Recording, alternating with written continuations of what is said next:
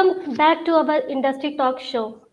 The show is proudly powered by Urban Infra Communication Pvt Ltd, India's own PR company that provides well-researched and result-oriented media and branding solutions to the industry engaged in major infra projects such as railway, metro, highways and roadways, waterways and airways, and urban infra development around the world. Today, I am introducing an industry leader who has more than 30 years of experience in rail and metro industry. And currently, he is appointed as a managing director at Texmaco Rail and Engineering Limited. He has overlooked the implementation of large metro projects, including Kolkata Metro, Nagpur Metro, Bangalore Metro, etc.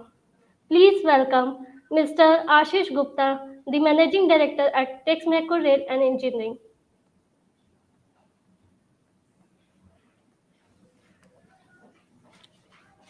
Yeah, thank you so much. Hello, sir. How Thank are you you, so sir? much. I'm good. Thank you. Thank you so much for the kind introduction. Okay. So, yeah, So, shall we start? please. So, sir, kindly tell our viewers about your professional journey in rail industry and how did you get started in the industry? Okay. See, I graduated from IIT Roorkee in 1993, and from there I had joined Tata Steel as a graduate trainee. I worked with the Tata Group for around 27 years, and last 3 4 years of my career in Tata Steel, I was heading a company into logistics, and I created a full rail company over there where we were, actually running rakes for steel plants. And previous to that, I was handling the logistics for the group. So I had a lot of experience in handling uh, railways and logistics, more from the traffic and the freight side. But in my career, I have worked in mines, ferroalloys, electrical maintenance, steel plant operations, finance, supply chain, logistics. I've done some shipping. So a whole lot of career changes and a lot of experience which I earned because of the changes I got in my various roles with the Tata Group. And then in 2020, I moved to Texmaco Rail Engineering Limited as deputy MD, and in January I became the managing director. And here I've been handling mostly railway infrastructure projects, wagon manufacturing, etc. But yes, I've been working with the in the railway sector with various aspects of railways since 2008, 2009 actually. So this is about me, and this is where last 28 years, 29 years almost now I've spent. So, the second question is the Ministry of Housing and Urban Affairs recently told in Indian Parliament that it has received a total of 16 new proposals to implement new metro rail system in various cities. How do you view the progress of transit projects in India, and what are the new opportunities Indian companies have in these sectors? I think metro is a very, very exciting space for all the infrastructure companies. Not only in the areas of civil construction, track laying, signaling, metro coaches, everything. So it's going to be a very, very large area of focus for all the infrastructure companies, and we welcome this move. And we know that a lot of new tenders are coming up. A lot of money is going to be spent on these projects now.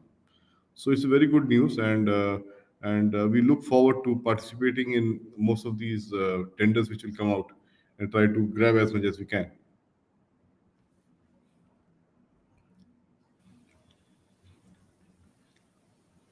Okay, all right, sir. Uh, Indian Railway is currently working on Mission Raftar to upgrade the speed of conventional train up to 160 kilometers per hour on various high density routes. What are your thoughts on this? And this mission will impact the existing railways infrastructure.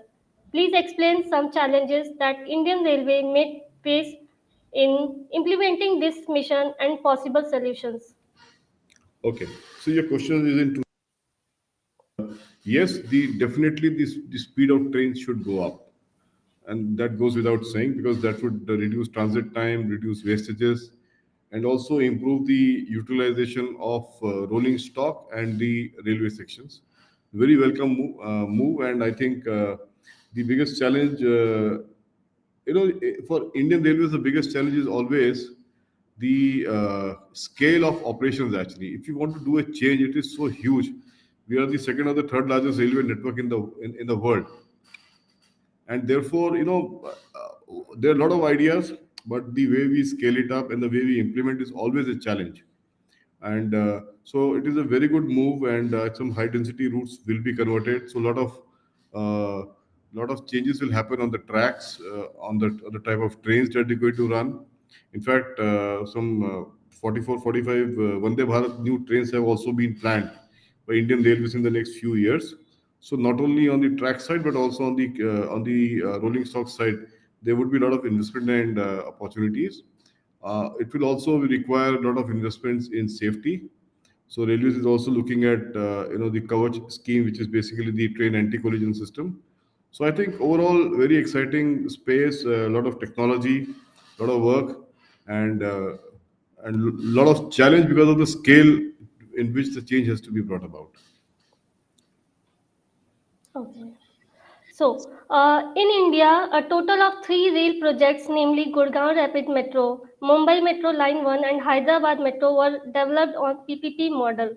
But none of the projects get significant changes in form of profit making and running with a huge losses. Despite this, Indian Railway is planning to introduce upcoming major infra projects on PPP mode. What is your thought on this? See, PPP mode is one of the methods of getting investments into projects. See, last 2 3 years, we should look at all data with a pinch of salt because of COVID. Most of the metro trains have not operated. So it is very difficult to say right now whether the experiment was good or bad.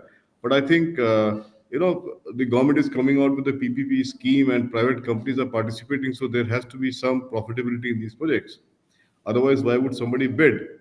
Last 2 3 years have been very very unfortunate. Nobody had foreseen such events to happen, and therefore basing any future decision based on the events of the last 2 3 years would not be a wise thing to do in my view. Okay. So, in recent Union Budget 2022 to 2023, the Union Finance Minister, Mrs. Srimati Nirmala Sitharaman, has announced the introduction of 400 new semi-high-speed rail Vande Bharat in the 3 years. What are your thoughts on this significant announcement? I think I have already commented on that on the Vande Bharat trains, and so this will not only improve the quality of the services passengers get, speed, and also convenience. So I think it's a very good project, and these trains, as far as I understand, would be much more energy efficient because they would all be made out of aluminum. So to that extent, greener solution for mobility of people is a very good move. Okay. So, before we wrapping, I just want to ask you, what do you think about our initiative, Industry Talk Show? Please share your feedbacks. So it's always good to interact with people in the industry, and it would be good to know what the audience is because I love to interact with students and the community because it is a good place where people can interact with people in the industry. So I would like to thank you for taking this initiative. So nice of you to have done that. Okay. Thank you so much for having live with us, and I hope viewers will like the show. And thank you so much. Thank you.